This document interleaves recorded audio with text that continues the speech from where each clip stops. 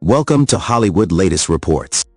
It was a Sunday evening in Baton Rouge. The crowd at Family Worship Center had just begun to disperse. People were still talking about the sermon, about the worship, about the atmosphere that felt almost electric inside the sanctuary. Gabriel Swaggart had delivered a message that was powerful, raw, and deeply personal. But what nobody knew, what nobody could have expected, was that behind the pulpit's confidence, behind the loud voice and passionate delivery, Gabriel was holding something inside that could break the heart of anyone who heard it. And then came Joseph Larson. The young worship leader, the singer who had stood by Gabriel for years, quietly stepped forward after the service. His words were not in the sermon, not on stage, but whispered privately. Words that would soon spread like wildfire. Joseph had heard something. Something Gabriel said once the microphone was off, once the cameras had stopped rolling, once the world wasn't watching. And those words, raw, unfiltered, and filled with pain, would change the way people saw him forever. After the sermon, Joseph began, his voice heavy with emotion. Gabriel said something that broke me. The moment nobody saw. When the lights dimmed and the music faded, Gabriel walked backstage. His Bible was still in his hand, but his eyes were distant. He wasn't celebrating the sermon. He wasn't greeting people with smiles like he usually did. Instead, he sat down on a chair in the corner, head lowered, as if the weight of the entire world was pressing down on him. Joseph, noticing his silence, approached carefully. "Brother Gabe, are you okay?" Gabriel didn't answer at first. He ran his hand over his face and finally whispered, "Joseph, what do you do when the message is strong, but the messenger is weak? What do you do when you preach faith, but deep inside you're trembling?" Joseph froze. These were not the words of a man who had just delivered a powerful sermon. These were the words of someone wrestling with himself, someone carrying a burden too heavy to share with the world. Joseph's revelation. Later, when Joseph was asked about that moment, his eyes filled with tears. He revealed Gabriel's heartbreaking confession to a close circle, and eventually it leaked beyond that room. His words were simple but devastating. After that sermon, Gabriel said, "I don't know if I'm enough. I don't know if I've ever been enough, even for my own family." It wasn't a polished statement. It wasn't a preacher's crafted message. It was the voice of a son, a husband, a father, feeling the crushing weight of expectations. And for Joseph, standing there, hearing it firsthand, it was like a punch to the chest, the weight of a legacy. Gabriel Swaggart wasn't just any preacher. He was the grandson of Jimmy Swaggart, the man whose name had been known around the world for decades. He was the son of Donnie Swaggart, a preacher with a fiery style and commanding presence. Gabriel had grown up in the shadow of giants, carrying a last name that was both a blessing and a burden. Every time he walked onto the stage, people compared him. Every sermon was measured against what his grandfather once preached. Every word was weighed by the legacy of the Swaggart name. And in that moment, behind the curtain, Gabriel admitted what many had suspected but nobody had heard, that the weight of expectation was suffocating him. The heartbreaking words. Joseph revealed more. "Gabriel looked me in the eyes," he said and whispered, "I preach about God's grace, but sometimes I wonder if I've really felt it myself. I talk about freedom, but inside, I feel chained." The room grew silent when Joseph shared this, because it wasn't just a pastor's struggle. It was the cry of a man, the cry of someone who had carried years of pressure, of silent battles, of fears that no one dared to speak about. These weren't words meant for the pulpit. They weren't words for a camera. They were words for the quiet corners of a soul in pain. And now, Joseph's revelation brought them to light. The ripple effect. When those words began to spread, people reacted in shock. Congregants who had just been praising Gabriel's sermon were stunned. How could a man who seemed so strong, so passionate, admit such weakness? How could someone carrying the torch of a great ministry confess such doubt? But others, ordinary believers, struggling fathers, broken sons, felt something else.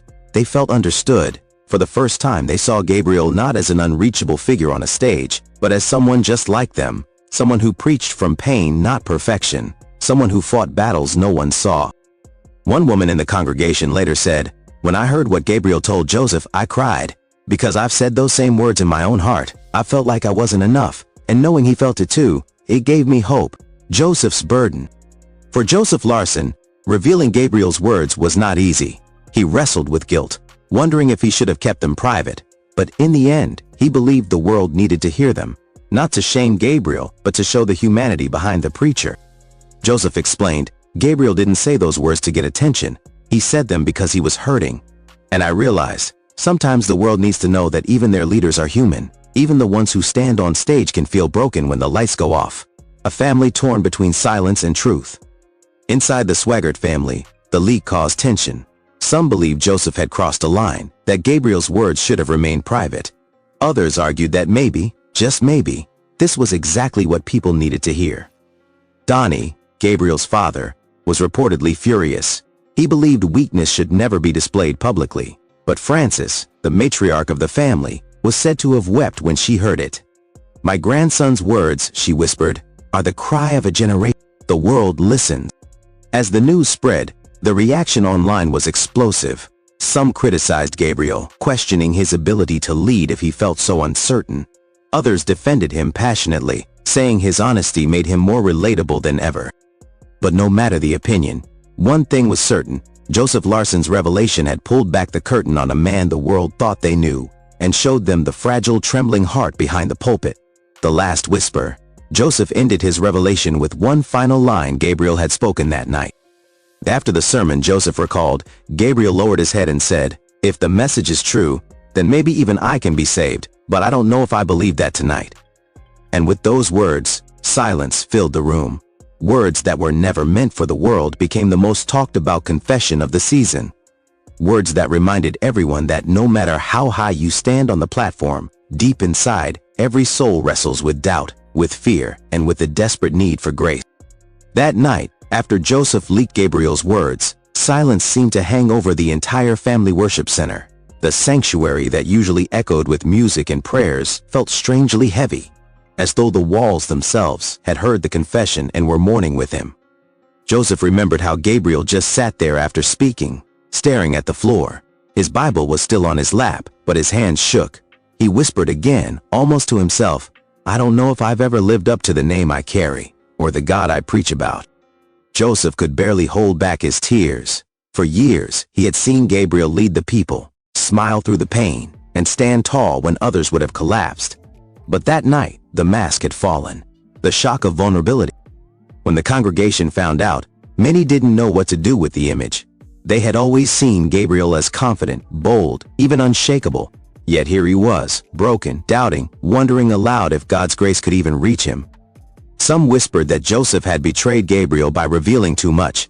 Others believed it was divine timing, that God himself had allowed these words to reach the people, to remind them that every soul, even a preacher, desperately needs mercy. An old deacon said quietly, "This is the most human thing I've ever heard from the pulpit, and maybe that's why it matters." Frances in tears. Behind closed doors, Frances Swaggart was told of Gabriel's confession. The woman who had stood by Jimmy through decades of storms, who had seen ministries rise and fall, sat in her chair with tears streaming down her face.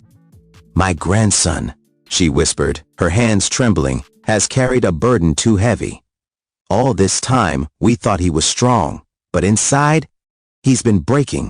She called Gabriel late that night. Her voice was filled with emotion as she told him, "Gabe, don't you ever forget, this ministry was never built on your strength. It was always built on his. If you feel weak, then maybe that's the place God can finally use you." But Gabriel, even after hearing her words, only sighed deeply. "Grandma, I don't know if I believe that anymore." The congregation reacted. Within days, social media was filled with reactions. Clips of Joseph's revelation were played again and again. Some called it a scandal. Others called it the most important moment in years. One young believer posted, "For the first time, I believe Gabriel Swaggart is real. His words mirror my own heart. I thought I was alone in doubting, in feeling unworthy. But now, knowing he feels it too, I have hope." Another criticized, "A preacher who doesn't even believe in what he says? That's hypocrisy. If he doubts, he should step down." But the majority, they leaned into the pain. They saw Gabriel not as a hypocrite, but as a man wrestling with the same questions they did, and that made him more relatable than ever. Joseph's own struggle. Joseph Larson himself couldn't sleep for nights after the revelation. He replayed Gabriel's trembling words again and again in his mind. Was it wrong to share them? Did he betray his friend, or had he allowed the world to hear the truth they desperately needed? He later admitted, "I prayed and prayed, and all I could hear in my spirit was this: truth will always set people free, even when it hurts." And with that conviction, Joseph stood by his decision, even as the Swaggart family wrestled with the fallout. A legacy re-examined. For decades, the Swaggart ministry had been known for its fire, its conviction, its bold preaching. But in one night, all of that seemed overshadowed by a trembling whisper from a man who bore the family name. If the message is true, then maybe even I can be saved. But I don't know if I believe that tonight. The heartbreaking reality was clear. Behind every powerful ministry was a fragile human being, aching for the same grace they proclaimed. And perhaps that revelation was not a scandal, but a gift, because it reminded the world that faith isn't about having every answer. Sometimes faith is simply daring to admit you don't. After the word spread, the church was buzzing, but Gabriel himself, he withdrew. That night, long after the lights were shut off in the sanctuary, he sat alone in his office. The sound of the air conditioning was the only noise in the room. His Bible was open, but he wasn't reading it.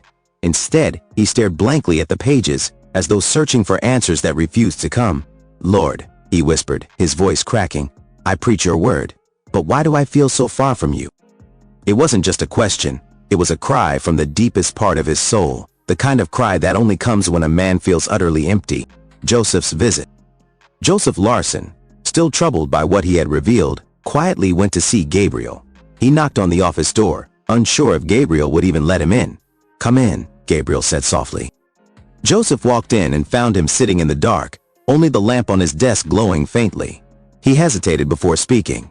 "Brother Gabe, I know the world is talking, but I want you to know, I didn't reveal your words to hurt you. I did it because people need to know they're not alone in their pain." Gabriel lifted his eyes. They were red, weary, filled with tears he hadn't shed in front of anyone else. "Joseph," he said, "do you know how heavy it feels to be the voice of hope when sometimes you can't even find hope for yourself?" Joseph's throat tightened. "Yes, I do. And maybe that's why your words mattered. Because the world finally saw you not as untouchable, but as one of us, a grandson's burden." For Gabriel, the hardest part was not the public reaction. It was facing his family, facing the legacy of his grandfather Jimmy, the sternness of his father Donnie, the endless expectations placed on his shoulders. He told Joseph that night, "Every sermon I preach, I feel their eyes on me. My grandfather's voice echoes in my ears.